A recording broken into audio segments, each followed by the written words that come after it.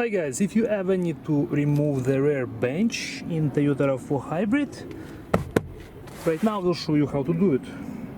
First you need to pull the bench up on both sides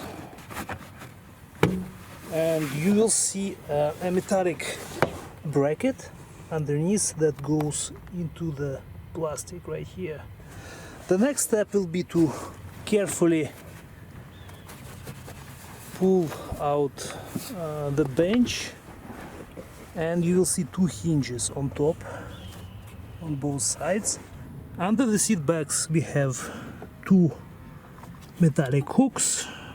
There is one right here and the same one on this side.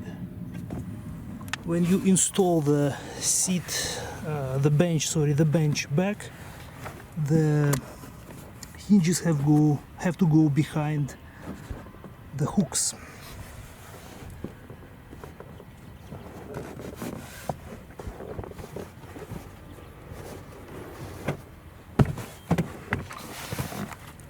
Now you have to push the top of the bench on both sides until you hear the click,